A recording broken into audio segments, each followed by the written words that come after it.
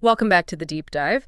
Today we're really jumping into how we measure the world around us. You probably remember the basics, things like length, mass, time, temperature from school, but there's so much more to it. That's right. And today we're going beyond those fundamental ideas. We're diving into volume, area, density, and speed. These aren't just, abstract concepts. They're really key to understanding our physical world, how things interact. Yeah, absolutely.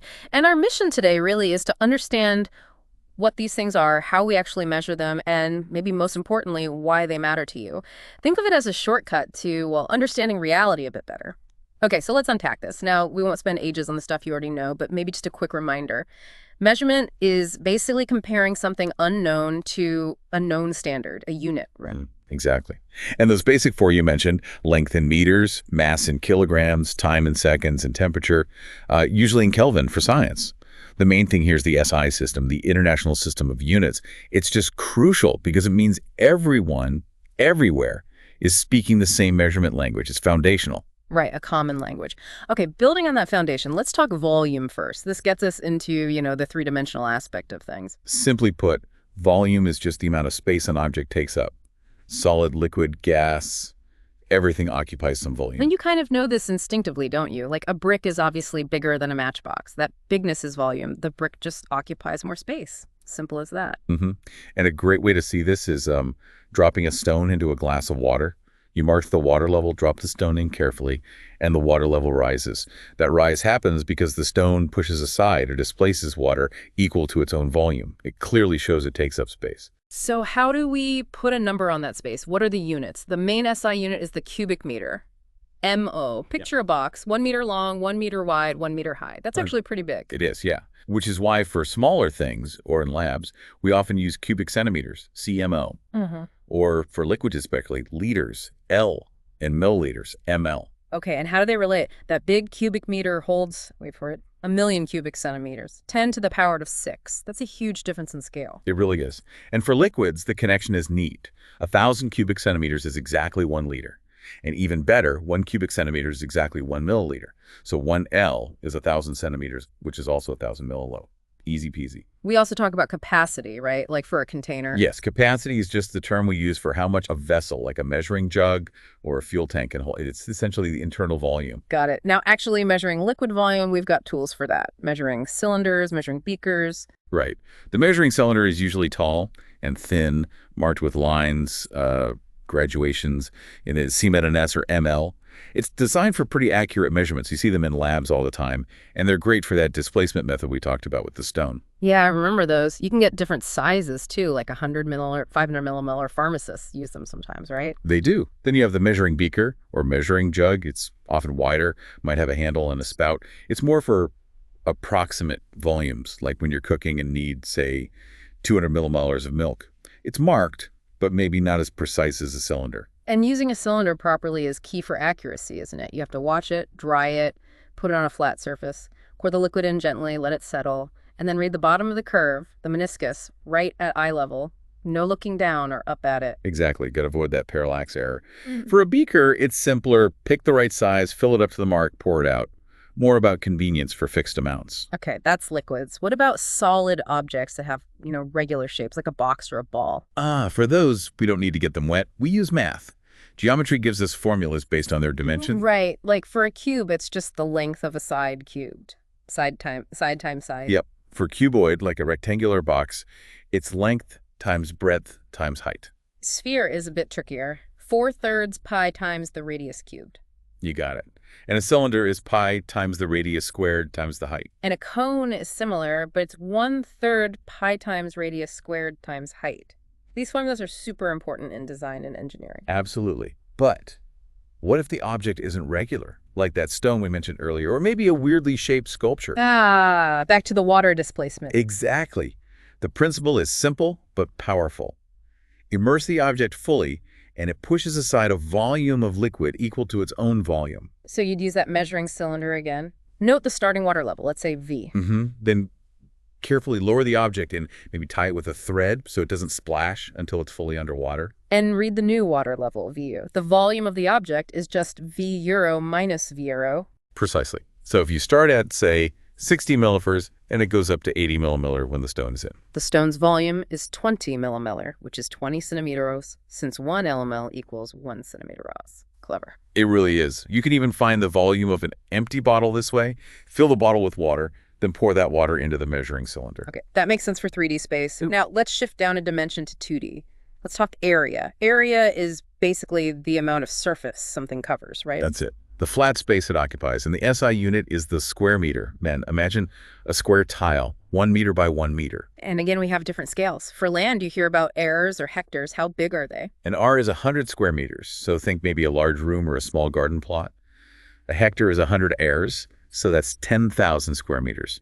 More like a football pitch. Wow, okay. And then for huge areas like countries. Square kilometers. Kilometer stroke, that's 1 million square meters. And going smaller, for detailed work, we use square centimeters, or even tiny square millimeters. Makes sense. And just like volume, for regular flat shapes, we have formulas. We do. Simple ones again. Area of a square is side squared. Rectangle is length times breadth? Circle is pi times radius squared. Pi r squared, everyone remembers that one. Huh, yeah. And you can even find the surface area of 3D shapes, like the curved surface of a cylinder or the total surface of a sphere. Right. Those are 2 times length for the cylinder side and 4 barn squared for the sphere surface. Yeah. Use all the time in manufacturing and design. But again, what about irregular flat shapes, like, say, finding the area of a leaf? You can't use those formulas. No, you can't. For that, we use a neat tool, graph paper. Ah, the paper with all the little squares. Exactly. Usually ruled in centimeter squares, maybe even subdivided into millimeter squares. So how does that work? You just trace the leaf onto the paper? Pretty much. Place the leaf, or whatever flat object, on the graph paper and carefully draw its outline. Okay, got the outline. Then what? Count the squares. Yep. First, count all the squares that are completely inside the outline. Let's say you count A of those. Okay. Then look at the squares that are only partly inside the outline. Count only the ones that are half covered or more than half covered. Ignore the ones that are less than half covered. Let's say you count B of those. So you're kind of approximating, rounding up the partial squares. Exactly. The total approximate area is then just A plus B in square centimeters if you use centimeter graph paper. So if I had like 4 full squares and maybe 4 squares that were half or more full. Your approximate area would be 4 plus 4 is 8 square centimeters. It's a really practical method for complex shapes. Cool. And you could even use that area if the object has a uniform thickness to find its volume, right? Like area times thickness. Precisely. Measure the thickness with a ruler, multiply by the area you found from the graph paper, and boom, approximate volume of an irregular flat object. All right, this is flowing nicely. Next up, density. This connects mass and volume, doesn't it? Why is density important? Well, density tells us something fundamental about a substance itself. How much stuff, how much mass is packed into a certain amount of space or volume. You notice this all the time. Like if you have equal masses of different things, say 1 kilogram of iron and 1 kilogram of sugar. The iron takes up way less space. It feels much more compact. Exactly. The iron is denser than the sugar. Same mass, different volume. Or you could flip it. Imagine cubes that are exactly the same size, same volume, but made of different materials. Iron, aluminum, wood. Right. If they're the same volume, the iron cube will have the most mass. It'll feel heaviest. The wood cube will feel lightest. Because the mass is packed differently inside. Iron is denser than aluminum, which is denser than wood. Or think about liquids. A liter of milk has more mass than a liter of water. So milk is denser than water. Okay, get the idea. It's about how tightly packed things are. Precisely. So the formal definition is density is the mass of a substance per unit volume. The formula is simple. Density, usually symbol D, or the Greek letter O, equals mass divided by volume V. D equals MBV. And the units follow from that. Mass over volume. So in SI units, that would be kilograms per cubic meter. Kilogram, that's the one. Kilograms per cubic meter. But I often see grams per cubic centimeter, GCMMO. Is that common? Very common, especially in chemistry or for smaller samples. It's the CGS unit. And how do they relate? Is there an easy conversion? There is. 1 gram per cubic centimeter is equal to 1,000 kilograms per cubic meter. Wow, a factor of 1,000. Yeah. So water's density is easy to remember, right? It's 1 GCM. Exactly. 1 GCMO or 1,000 kilojoule. That's a key reference point. Iron, for comparison, is about 7.8 GC meter, much denser. Okay, so how do we actually measure density in practice, say, for a regular solid block? Pretty straightforward. First, find its mass using a balance. Okay, I got the mass, M. Then measure its dimensions, length, breadth, height, or whatever you need using a ruler or calipers. Right. Use those dimensions and the right formula to calculate its volume, V. Got it. So just divide. Density, mass, volume. Done. Simple enough. What about for our irregular stone friend? Still start with the mass, weigh it on the balance. Mass. M check. Then, for volume, we use our displacement method with the measuring cylinder. Find V euro.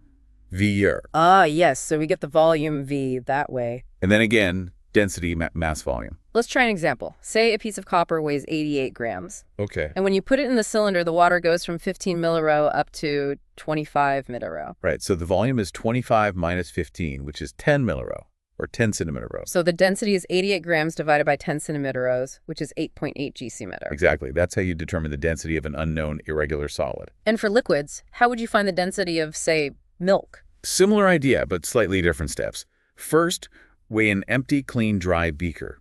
Get its mass. Okay, mass of the empty beaker. Then pour a known volume of the liquid into the beaker using a measuring cylinder, say 50 millirho. Right. Known volume, V. Now weigh the beaker with the liquid in it. Get the total mass, m rho. Got it. The mass of liquid itself is just m minus m euro. Makes sense. Total mass minus beaker mass. And you already know the volume V, so density equals m euro V. So if the empty beaker was, say, 100 grams, and with 50 milliliters of milk, it weighs 151.5 grams. Then the mass of the milk is 151.5 times 100 equals 51.5 grams. And the volume was 50 milliliter, or 50 centimeters. So the density is 51.5 50 centimeters, which is 1.03 GC-meter. A bit denser than water as we expected. This is really practical stuff. Does density change, like with temperature? It generally does, yes. For most substances, as you heat them up, they expand, their volume increases. Since density is mass divided by volume, if the mass stays the same but the volume gets bigger, the density goes down. So hotter usually means less dense. Usually. But water's weird. Oh yeah, how so? Well, when you heat ice from 0 degrees C, it melts into water.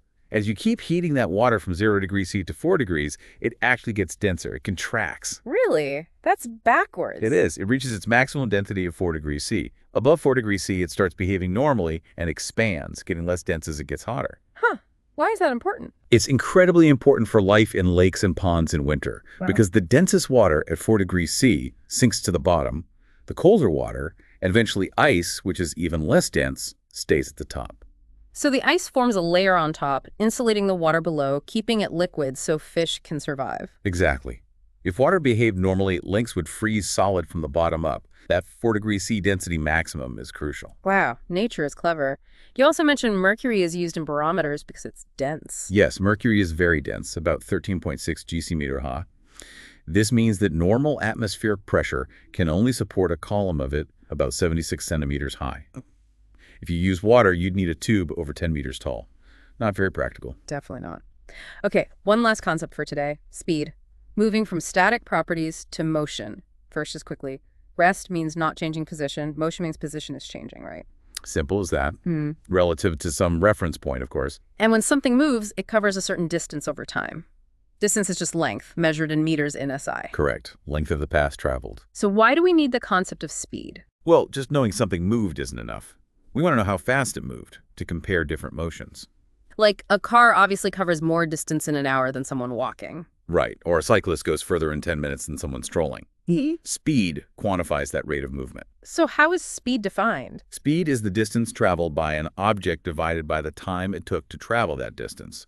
The formula is speed, often v, equals distance d divided by time. V equals dt. Okay, distance over time. So the units would be meters divided by seconds. That's the SI unit. Liters per second, m, sometimes written amso. But we usually talk about cars in kilometers per hour. Kilometer. Very common in everyday life, yes. Kilometers per hour or kilometer Uber. Is there a conversion? How do kilometers and amps relate? There is. To convert kilometer to m's, you multiply by 518. Roughly 1 kilometer is about 0.278 meters. Okay, 5/18ths. Or the other way. To go from m's to kilometer, you multiply by 185, which is 3.6. So 1 meter per second is equal to 3.6 kilometers per hour. Good to know. And that dial in the car, the speedometer, that's showing speed, right? It is, but it's showing your instantaneous speed, how fast you're going right in that exact moment, not your average speed over the whole trip. Ah, good distinction. And speeds vary wildly, don't they? Oh, massively. A person walking might do about 1.4 meters. A car on the highway, maybe 20, 30 meters, which is, 70, 110 kilometers. Sound travels pretty fast. Around 330 meters. roughly, yeah, depending on air conditions.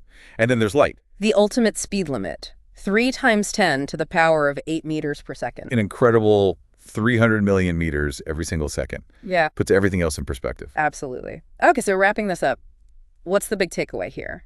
We've covered volume, area density, speed. It feels like we've built up a toolkit for describing the physical world in a much more precise way.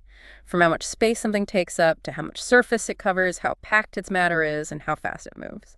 That's exactly it. These aren't just, terms to memorize. There are fundamental ways we quantify and analyze everything around us. Yeah. And they're not just for scientists in labs. You use these ideas implicitly all the time. Why does a log float but a pebble sink? Density? How much paint do you need for a room? Area? How long will a trip take? Speed and distance. So it really is about seeing the everyday world through a slightly different, more quantitative lens. Precisely. It helps make sense of things, from packing a suitcase efficiently, that's volume and maybe density, to understanding why winds blow, which involves speed and density differences in air. So our challenge to you, the listener, is to start noticing these things. When you pick something up, think about its density. When you see something move, estimate its speed. Look at a field and guess its area. Pour a drink and consider its volume. Engage with the world using these concepts we've unpacked today. And maybe a final thought to leave you with. We've talked about these fundamental measurements: volume, area, density, speed. Think about how combining these, scaling them up or down, lets us tackle huge questions. We can calculate the density of stars light years away, measure the expansion speed of the universe. How might refining our understanding and measurement of these basic quantities continue to unlock mysteries we haven't even thought of yet?